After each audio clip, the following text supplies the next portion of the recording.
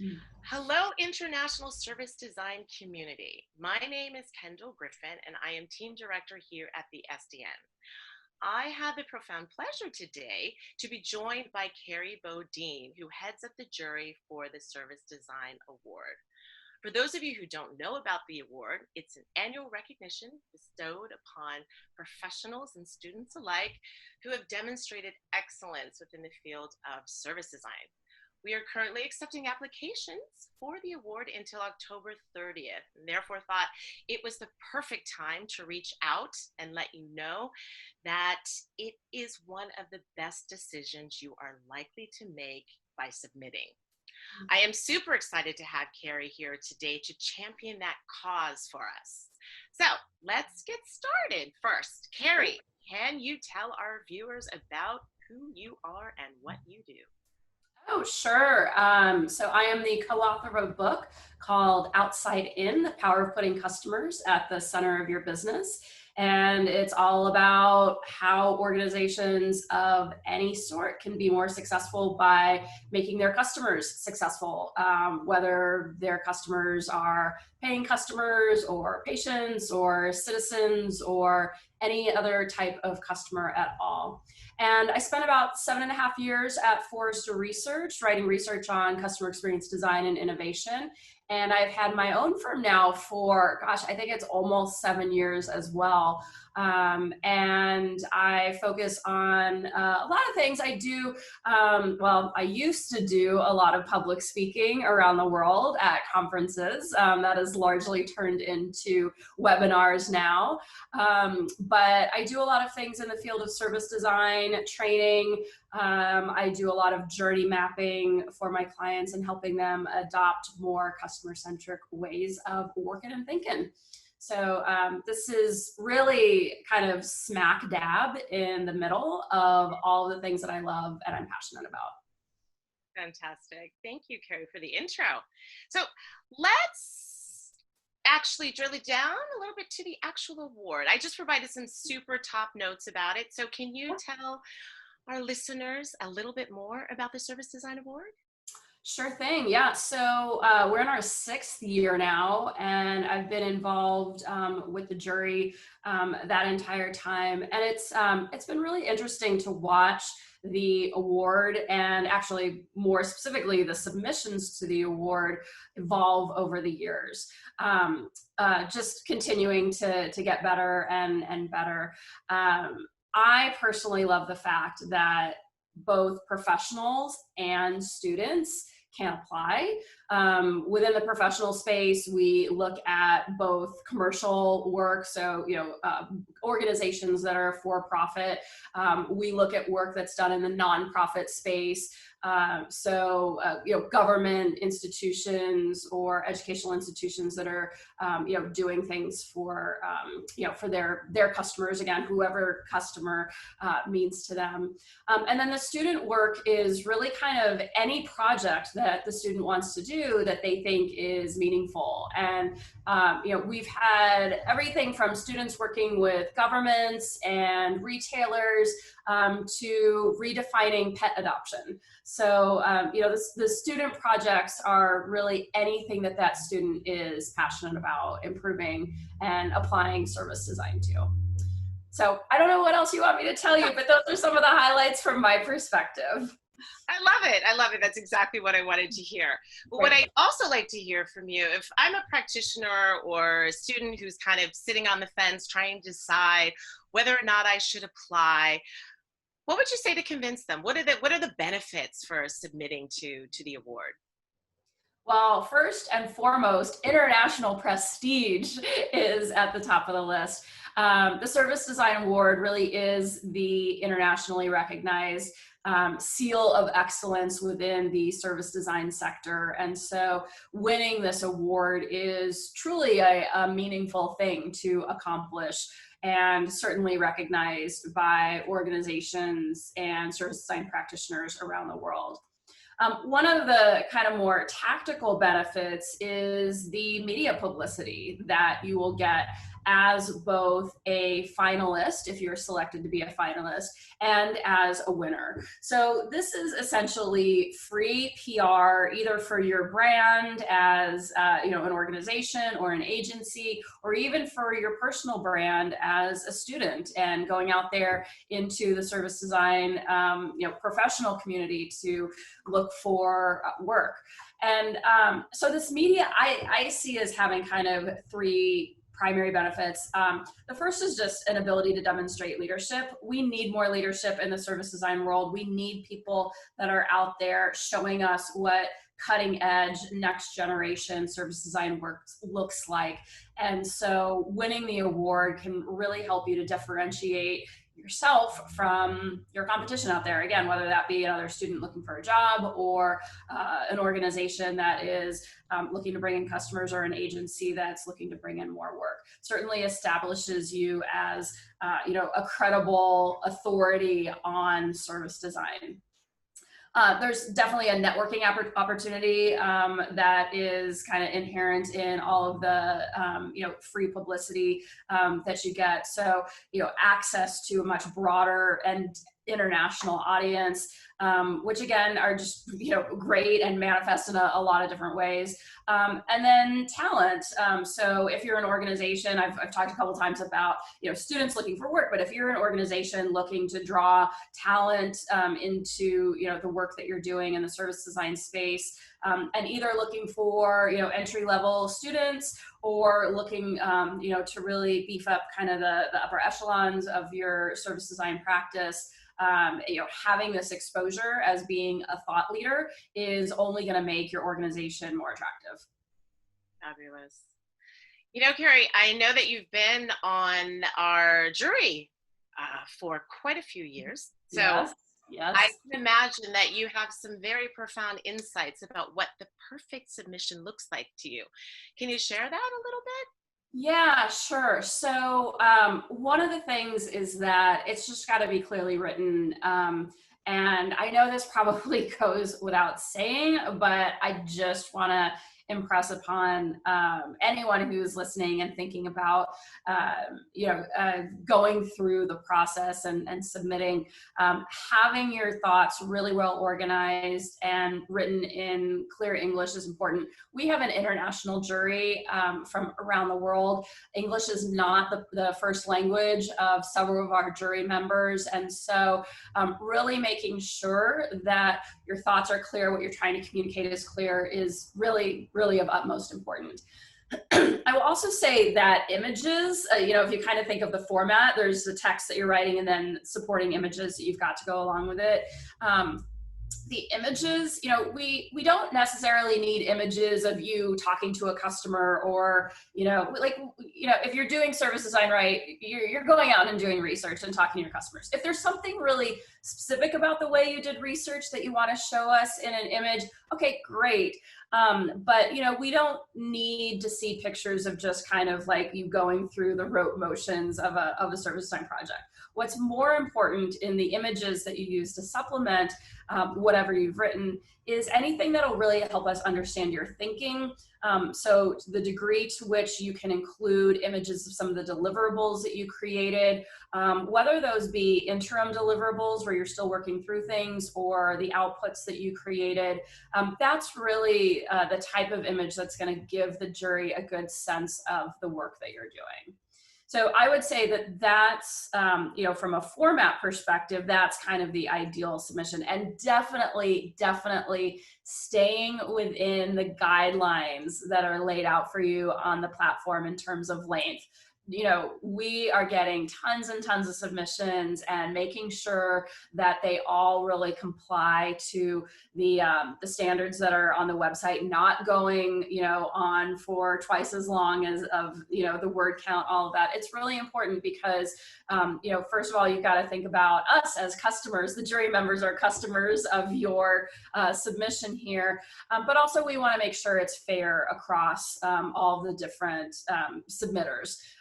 And if someone submits text that's twice as long, or they fit more onto a page because they reduce the margins or something like that, we really want you to be fair and stick to the letter of the law, when it comes to the actual submission itself.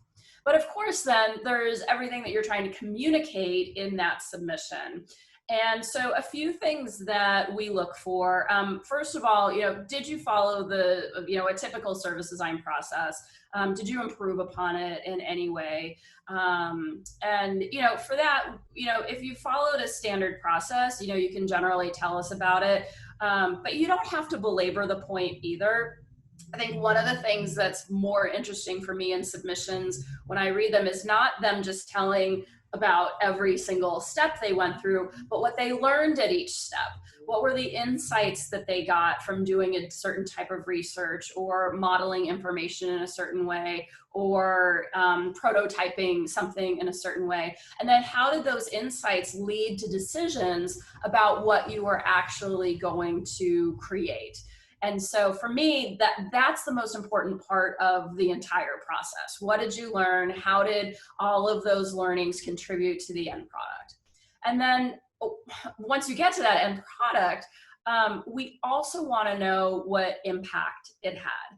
So I know this is hard with service design because the impact of your work isn't always going to be immediately clear to you. And so that's why we've actually really just taken off any kind of limit in terms of when the work was actually started and finished, because there might be a project that you finished, let's say early last year, and it's just now starting to show financial benefits or operational benefits or something like that. Well, we want to allow the people who are submitting to have the time to show us that, yes, here are the results that our work really had on the organization or on customers. And that's so important because, when we're talking about recognizing truly world-class service design, it's not about showing that you can go through the steps of a service design process. It's about showing that you can have a real impact on the world. And so that's why we really want you to be talking us through what impact that had. And if it's too early for you to show operational or financial benefits in terms of hard metrics, you can talk about other types of impact that your work had on the organization or on customers.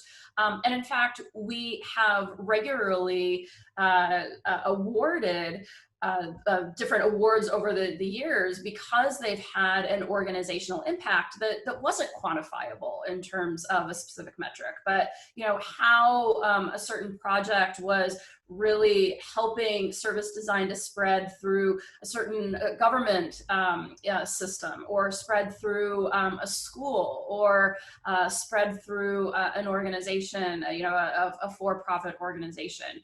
And so whether you're talking about really quantified or more qualified results, we want to see the results. Mm-hmm. It's going to be really rare that you win a service design award, especially now in our 6th year, without showing us some type of results. And then the last thing that I'll say about my my kind of ideal submission is that it goes beyond digital. I don't know, maybe one has gotten through one or two, but we really, as a jury, do not award the top service design awards for purely digital products. And that's because we have a strong belief that really great service design work is happening across channels, across multiple different parts of an organization. And let's be honest, there's plenty of awards out there that you can submit a mobile app to, whether it be a user experience or a customer experience design award, or even just a mobile experience award. This is really about embracing service design, which for me is about enabling experiences that happen over time, over multiple touch points, and also activating the organizations that need to support those experiences and services. And so if you're creating a mobile app, maybe it's possible that you would hit on all of those different aspects, but to be honest, we just haven't seen it very often. So if you're just submitting a mobile app, I would, maybe suggest that really talk up all the different aspects of how that mobile app fits into a larger service. Did you design that larger service? Really make it as broad as possible. Because just if you're just focused on the digital, you're probably not super likely to win. And I want you to win. Those are amazing, amazing insights, Kerry. Thank you for that. I'm curious, what kind of submission would make you, those are like kind of like this would be a perfect submission for me, but what does a wow submission look like for you? And maybe you can share maybe a past project that you were like, wow, this is so incredible or amazing. I think it would be great to, hear what could just, that really kind of turns your eye when you see something. Yeah, well, it's kind of funny because the work itself doesn't have to be like crazy sexy or in some super I don't know, innovative or high tech space. I will tell you two of my very favorite projects over the years. Actually, they both won in the same year. Was the service design agency Bridgeable, which is based in Canada. They worked with TELUS, which is a big telco in Canada, to redesign their renewals experience. So kind of unsexy work if you're renewing your mobile phone or, service, whatever it was. I forget the details of the submission now, but, the work that they showed us, it ticked all the boxes that I was just talking about, where they really showed us not only the work that they did, but how the work informed the output and how they worked to change the organization along the way. And they had really clear outputs. They were able to say, from a quantitative metrics perspective, here's the results that our work had. And so you can go on to the Service Design Network site and actually read this. It's kind of a highlight of the submission, and you can see the work that they did. And so I'd really encourage you to look at that, because for me, it's really one of the standout submissions over the years. From a student perspective, there is one standout submission, and it's funny, it's also from 2017. A student, now a professional, by the name of Ella Walding. She was a student at Royal College of Art, and she was working with the government of Malta on just a variety of projects, and her work was so outstanding. We actually, the jury at first was like, this isn't student work, and we actually had to go to the government of Malta, who, of course, when you're submitting, you have to have someone verify that, yes, this is the work that so-and-so did for me. And so we went and we said, she was really a student. You didn't pay her for this work. And, it was, and again, I'm not going to remember all of the details of the work, but, we could just tell by the thinking that she communicated and the deliverables that she showcased with us. It truly was an amazing impact that she was having on a government, and so I would say for me, those are two just really stand out submissions from the years. There's one other one that I really like, because it's also in kind of a non-sexy space. But Continuum, an innovation firm that you may be familiar with, they did a digital wayfinding experience with Southwest Airlines here in the United States. And I think they won in 2018. But it was great. Again, they looked at, so I think this is actually a good experience of, it was a digital wayfinding project, but it did not just deal with the digital pieces of it. They took into account all of the various pieces of information and all the spaces in an airport terminal, and showed how it all worked together. So while there was a strong digital component, it went way beyond that. So those are three, for me, just really standout projects from the years. And again, I really encourage anyone who's going to be submitting to go and look at those and really see. And you can look at all the winning submissions from all the years on the website. But for me, those are three that really stand out. If you can, if your work looks anything like their work in terms of what they talked about and what the results are, you'll be well on your way to having a really great submission. Excellent. Thank you for that, Karen. And you do bring Sure. up a very, very important point that it's really great best practices to jump on the SDN website and really have a look at past finalists and past winners to really get an understanding of what that looks like. Before we wrap up with you, Kerry, there are just some kind of important deadlines that I would really like to share with the community. As I had mentioned in the beginning, the deadline is October 30th. We will be announcing our finalists for the award in January 2021. We do have an award ceremony on April 22nd at the Service Design Global Conference in Copenhagen. If you have not booked your tickets for either that or our virtual global conference that's taking place in October, we strongly encourage you to do that now. The finalist exhibition for the award will be showcased in Copenhagen throughout the event on the 22nd and 23rd. And the actual winner presentations will take place again on stage on April 23rd. We are super, super excited about our annual award and really looking forward to having some really fantastic submissions from the community. Before we wrap up, Kerry, is there any kind of final words that you would like to share regarding SDN Award? Well, one thing we haven't talked about are some of the SDN perks that you would get if you were to win. And so you kind of touched off on some of those when you talked about the finalist exhibition at the conference, and there's winner presentations where you get to come on stage and share your work with the entire audience.